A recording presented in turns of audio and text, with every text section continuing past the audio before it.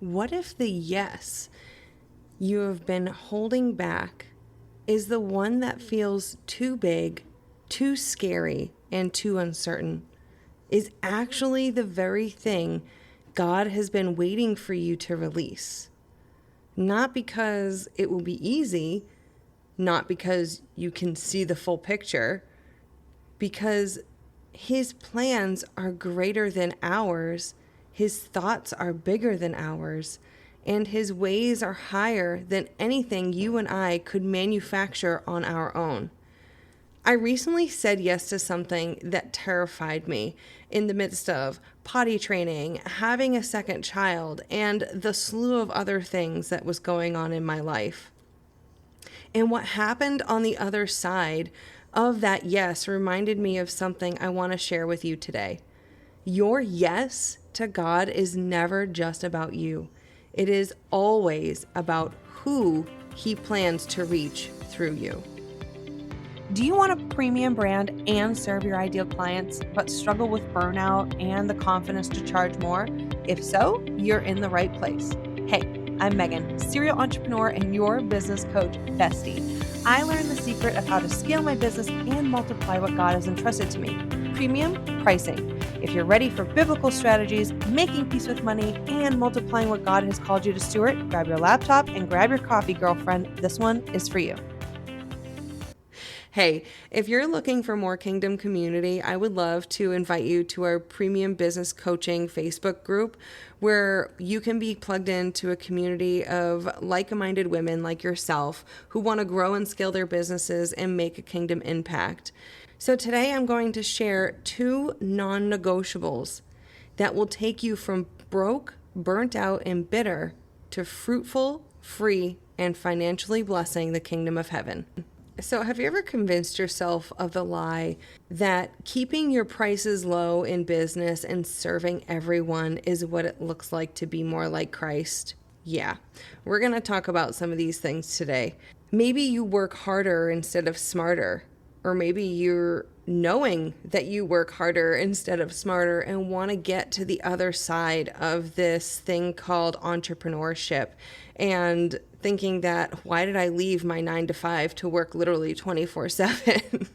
Have you ever felt like you're rushing from client to client? You're stretched way too thin to serve any of them with realistic excellency, let alone also serving your family, let alone serving God. Maybe even unbeknownst to your clients, they have subconsciously categorized you as a generalist rather than a specialist. You know, if you listen to this podcast, I'm going to give it to you straight, girl. It's not always going to be the fluffy, nice delivery.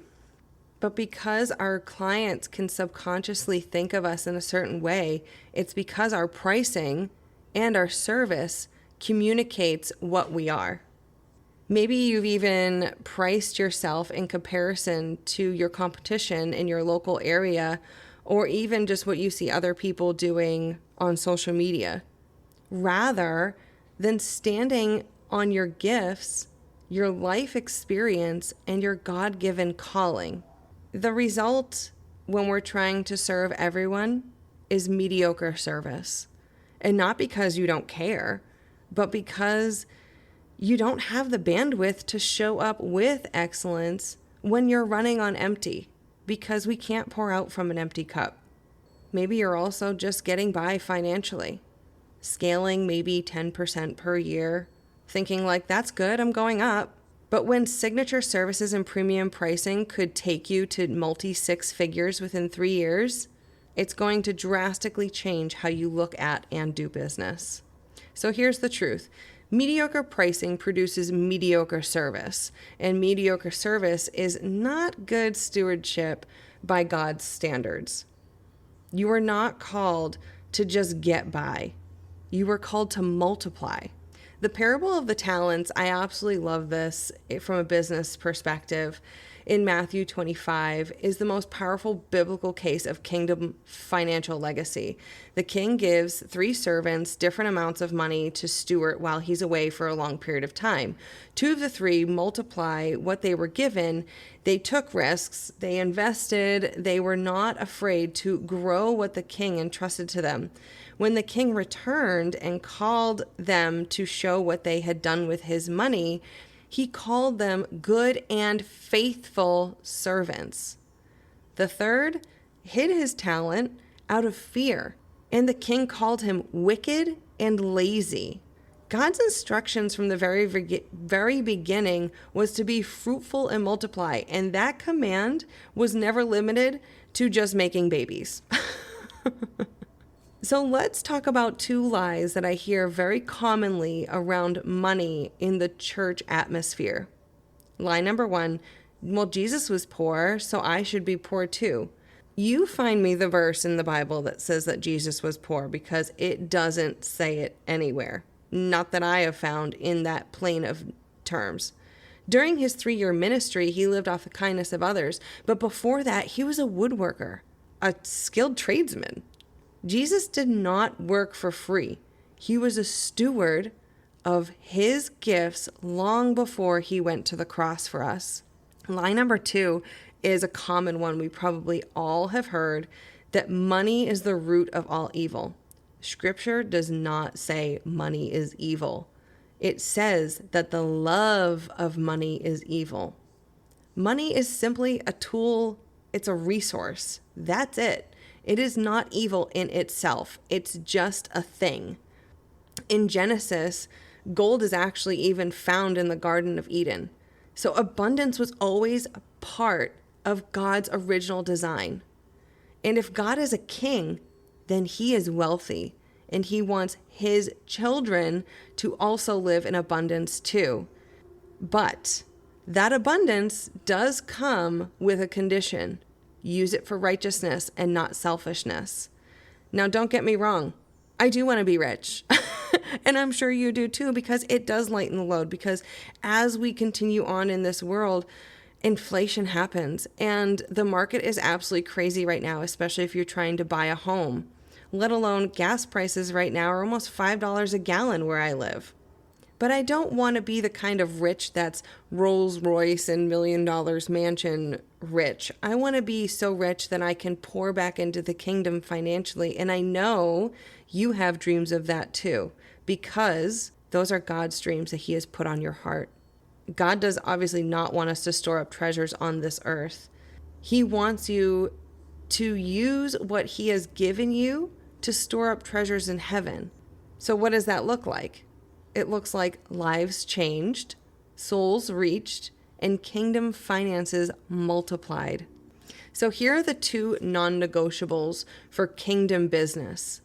When I stood on stage at my recent Courageous Like Her Women's Business Conference, I shared these 2 non-negotiables for every kingdom business. And I want to share them with you today because I believe that they have the power to break off old religious mindsets that have been keeping you financially small.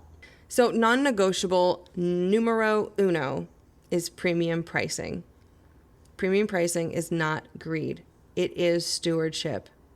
And when you price yourself at a premium or specialist level, you are communicating that you are an authority, someone whose gifts, experiences, and calling set you apart from the general market. Premium pricing also creates this margin for you to serve with excellence. It creates more bandwidth. It's not so you can work more and make more, but it's for you to be able to show up fully present, energized, and prepared for every single client or customer. And without it, you're attempting to serve everyone with mediocre pricing, which produces mediocre results, which is not stewardship by God's standards. You cannot multiply what you are giving away, period. Premium pricing is how you protect the capacity to serve well and fund the kingdom simultaneously. Non-negotiable number 2 is excellent service. Excellence is not perfection. P.S. That's not what we're talking about here, because God is the only one who is perfect. It is showing up with everything you have for every person God sends to you. Excellence is working unto the Lord.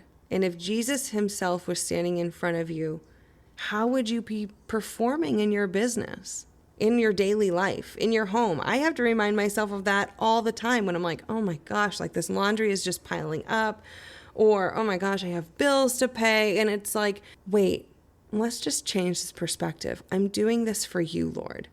Excellent service is what turns a first-time client into a super fan, and we all want super fan clients. They turn into a referral source and into a kingdom connection. And when you combine premium pricing with excellent service, you break this cycle of being broke, burnt out, and bitter. And you move from survival mode into multiplying mode, from generalist to specialist. Excellence is how you serve God through your business. Premium pricing is how you fund what he is building through you. And together, they are unstoppable. And so many Christian entrepreneurs will pick one or the other. But you need to have both because one justifies the other and vice versa. Now, we're not charging premium prices and saying yes to big, scary things so we can personally just benefit and then that's it. No, my friend. We are doing this for souls. And the women who say yes to premium pricing and excellent service today is the woman who financially blesses the kingdom tomorrow. And you might not be able to see what your yes will produce, but God can. And he will never waste a single act of obedience. So what is the yes that you've been holding back? What has God been asking you to step into that feels too big, too scary, or too uncertain? And I want you to write it down this week, pray over it, and ask God what the first small step of obedience looks like, because somebody out there is waiting on the other side of your yes. Building a business is not just about making money. It is about leaving a legacy. It is about multiplying what God has entrusted to you. It is about using your business as your most powerful mission field. You were made for more than just getting by, sis. You were. And you were made to be fruitful. And you were made to multiply.